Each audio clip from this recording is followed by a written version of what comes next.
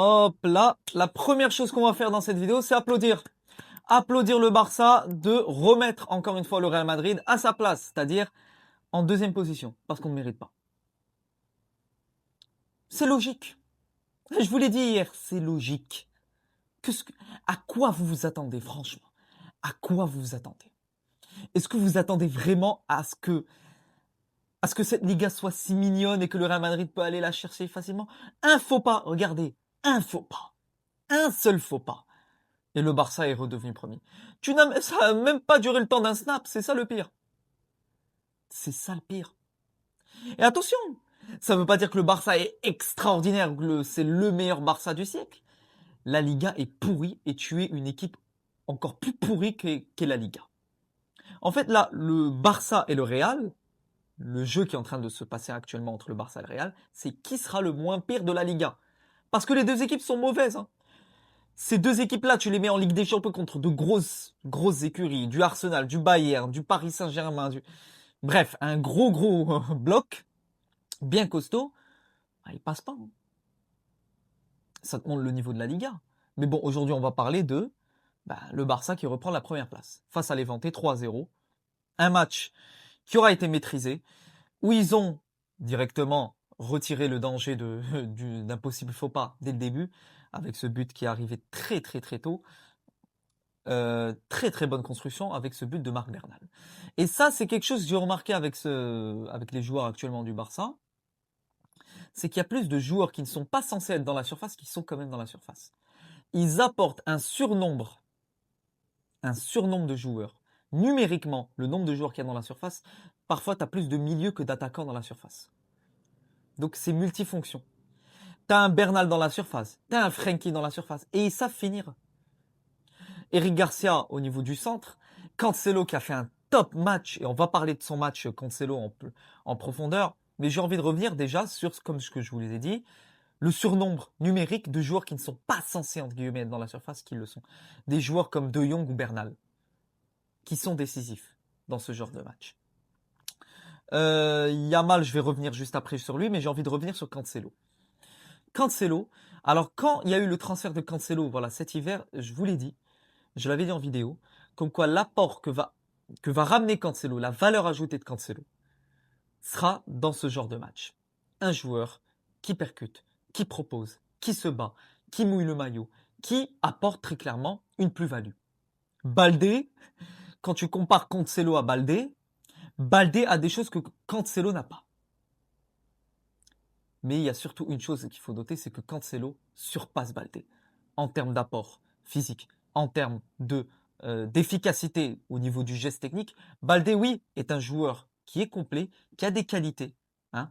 Les qualités sont totalement distinctes entre lui et Cancelo, sauf que Baldé a des qualités qu'il ne sait pas exploiter au bon moment. Cancelo sait comment les exploiter. Le match qu'il te pond aujourd'hui, c'est une masterclass niveau latéral. Pour se battre sur son côté latéral et ce centre tellement bien fait, minimisé. Vraiment, le centre, il a mis un minuteur de telle sorte à ce qu'il n'y ait pas d'hors-jeu pour De Jong qui inscrit ce but. De Jong qui est beaucoup plus, j'ai l'impression, beaucoup plus offensif, qui n'hésite plus à monter plus haut, qui n'hésite plus. Tu as également, alors, Lamine Yamal. L'apport de Lamine Yamal sur les derniers matchs, c'est un joueur qui, comment dire, il va plus valoriser le collectif. Je trouve que oui, il n'hésite pas à être décisif. Il va être décisif. Mais il pense déjà à se dire, je dois valoriser le collectif. Je dois faire que mes coéquipiers brillent. Et dans tous les cas, si mes coéquipiers brillent, je brillerai. C'est la phrase qui se dit. Et la concentration avec laquelle il rentre dans le match. Non, il est en mission, Yamal. Il est en mission, il sait ce qu'il fait. Il sait ce qu'il doit faire. Il sait ce qui est en train de se passer actuellement pour lui dans cette saison. Une Coupe du Monde qui arrive. Une possible saison Ballon d'Or. S'il réussit à atteindre les nombreux objectifs, parce que oui, individuellement l'année dernière, il a été présent, mais c'est surtout au niveau des trophées, tels que la Ligue des Champions, qui ont fait qu'il a manqué cette première place au Ballon d'Or. Mais individuellement, évidemment, qu'il sera toujours aussi bon. Alors oui, le Yamal individuellement de cette année n'est pas aussi bon que le Yamal individuellement de l'année dernière. Et ça, c'est quelque chose que j'ai envie de dire. C'est la vérité. Mais ça ne veut pas dire tout simplement que Yamal n'est pas une version dégueulasse cette année par rapport à la saison passée. C'est ce que je voulais dire. L'apport au milieu de terrain, alors quand je compare le milieu de terrain du Barça comparé au milieu du Real actuellement, non mais c'est le jour et la nuit. Mais évidemment qu'on n'a même pas besoin de s'exprimer du fait que c'est le jour et la nuit parce que ça se voit. Les mouvements sont beaucoup plus fluides. Ça c'est de 1. Les joueurs savent circuler le ballon de telle sorte à ce que chaque joueur sait quand son coéquipier doit aller devant, doit aller derrière. Il y a une logique. Quand tu compares un milieu de Tchouaméni, Camavinga, Valverde à un milieu de Jong, Bernal, Olmo, ça respire le football, ce milieu de terrain. Ça respire le football. C'est cohérent. C'est compatible. Tu les compares au milieu actuellement de mon équipe, qui est le Real Madrid, c'est dégueulasse. C'est le jour et la nuit. Un milieu doit être moteur. Un milieu fait circuler le ballon. Un milieu crée. Si le milieu ne s'est pas créé, évidemment que tu vas miser que sur les individualités devant. Mais là, ils misent plus que sur les individualités, le Barça. Là, ils ont un collectif qui est rodé. Ils ont le milieu et l'attaque qui tournent. Si Rafinha n'est pas décisif, bah, tu auras un De Jong qui est décisif. Si De Jong n'est pas décisif, peut-être tu auras Olmo, etc., etc. Lewandowski. J'ai envie de revenir sur lui, parce qu'il y a une chose que peut-être certains diront que Lewandowski, oui, n'est plus décisif comme avant, mais il y a une chose que j'ai remarqué, c'est que Lewandowski sait libérer les espaces pour que les autres en profitent. Il sait libérer les espaces, il sait se placer. Et là, écoutez, la qualité de placement, n'importe quel grand joueur ne la perdra pas. Que tu aies 38 ans, 40 ans, 50 ans, 60 ans. La qualité de placement, un joueur sait où se placer, parce que c'est théorique.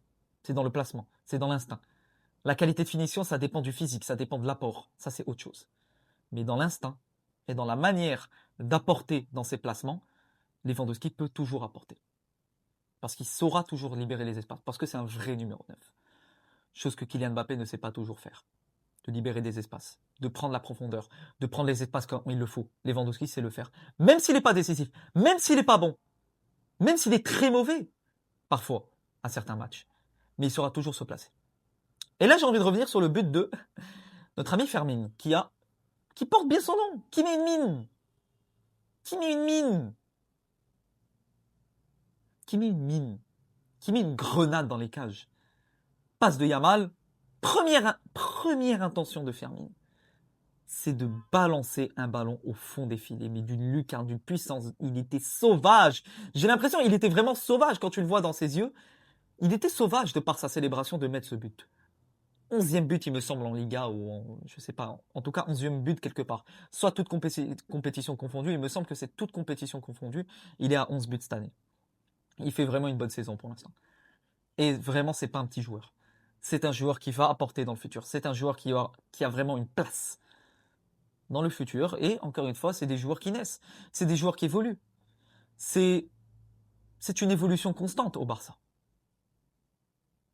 C'est une évolution constante. Et même un mauvais Barça saura aller chercher des titres. Une super coupe d'Espagne. Une Liga potentiellement. Alors c'est pas terminé, mais ils sont les mieux placés. Tu es tellement mauvais toi en Liga que même un Barça qui est très mauvais, tu ne sais même pas en profiter. Parce que tu es aussi nul. Parce que tu perds tes propres places. De par ton jeu. De par ce que tu fais. Parce que tu es responsable. Parce que tu es le fautif. Et ça, tu ne peux pas trouver l'excuse de l'autre. Ah, s'il avait pas. Non, c'est toi. Tu avais les cartes entre tes mains. Désormais, c'est le Barça qui a les cartes entre ses mains. Et croyez-moi que le Barça, quand il a les cartes entre ses mains, ça n'a rien à voir avec le Real. Nous, on est trop fébriles dans la manière de prendre des matchs psychologiquement et dans la manière d'aller chercher des victoires et d'être constant. On est trop mou. Beaucoup trop fragile. Donc voilà, défensivement, oui, Levante se crée des occasions. Oui, Levante peut se créer des occasions. Oui, toute équipe que jouera le Barça actuellement se créera des occasions. Et c'est le bémol. Le bémol. Alors oui, il y a certains moments où ils vont pas marquer, comme aujourd'hui face à Levante, s'il manque d'efficacité. Mais si tu joues face à un gros, ça va se créer des occasions et ça va en mettre, voire 2-3 buts. C'est là où je vous dis que oui, ça priorise l'attaque, ça priorise l'offensive, mais derrière, le défensif n'est pas priorisé.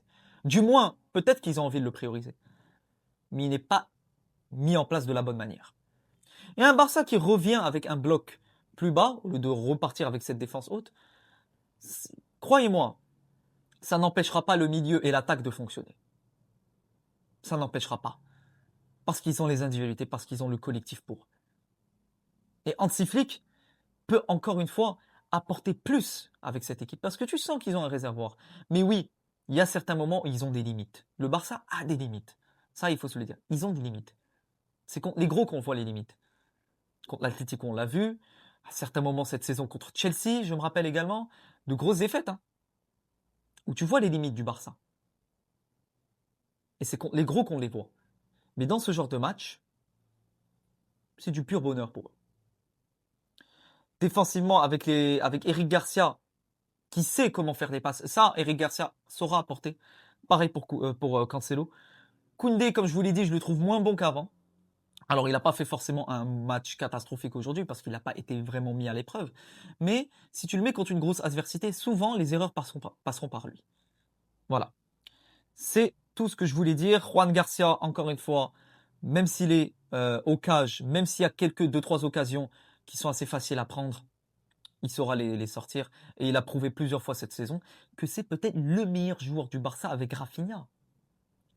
Le meilleur joueur du Barça, le joueur indispensable, c'est Juan Garcia.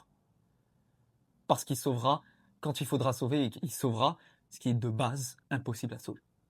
Donc voilà les amis, c'est tout ce que je voulais dire dans cette vidéo. Le Barça qui reprend la première place de la Liga, c'était prévisible, c'était logique, il fallait s'y attendre. Voilà, alors je regarde vite fait, bien fait, les prochains matchs du Barça, ils joueront Villarreal, puis ils joueront l'Atlético match retour au Camp Nou, ça sera intéressant. Ils auront des matchs compliqués, hein, le Barça en Liga. Bilbao, Séville, Vallecano, Atlético encore une fois. Ça va être intéressant de suivre comment ils vont gérer la suite de leur championnat. Prenez tout soin de vous, on se retrouve la semaine prochaine pour Real Madrid-Benfica. Bon Ramadan à tous, voilà. Bon Ramadan à tous ceux qui le font. Personnellement, évidemment, que je le fais en tant que musulman. Voilà, ça fait plaisir. Prenez tout soin de vous les amis, la paix sur vous. Et encore une fois, à la Madrid, Inadamas. Et à bientôt pour de nouvelles aventures. Ciao les amis.